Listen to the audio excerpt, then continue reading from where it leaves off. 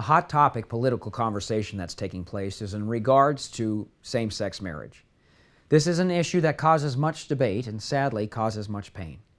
So in presenting my views, I will be as delicate as possible while being completely honest with you. Let me lay down a little bit of foundation before I start, a foundation that coincides with my faith. Number one, I am not the authority or expert on this topic.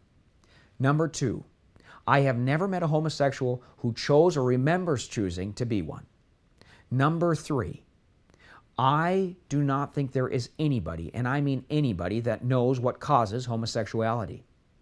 Number four, I believe there is nothing that you can do that will separate you from the love of God.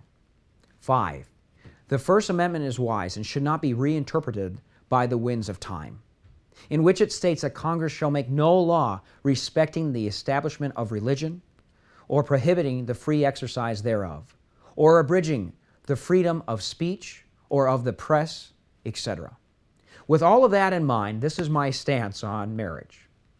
Marriage is a religious institution that should have never been turned into a term that is used by the government.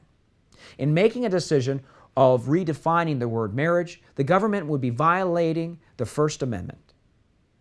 By redefining marriage, the government will be imposing views on religions from Christianity to Judaic, Hindu to Muslim, not to mention all of those that live in our country with no religious tendencies. I move that the word marriage be struck from all government documents and be replaced with the term civil union.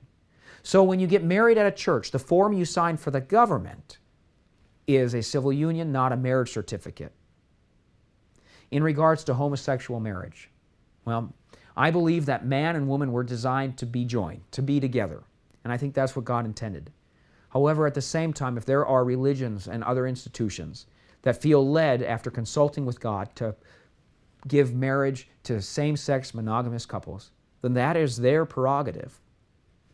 So if it comes time to vote on the redefinition of marriage, I would vote against it. I would be for removing the term altogether and giving it back to the religious institutions where it belongs. I don't pay taxes for the government to tell you who you can fall in love with, who you can live with, and who you can visit in the hospital.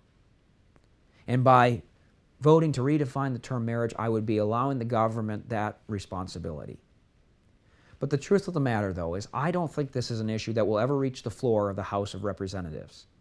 And with the crippling economy, the overwhelming poverty rate, and over 40,000 people dying every day of preventable causes, I think there are other issues that deserve a little bit more attention.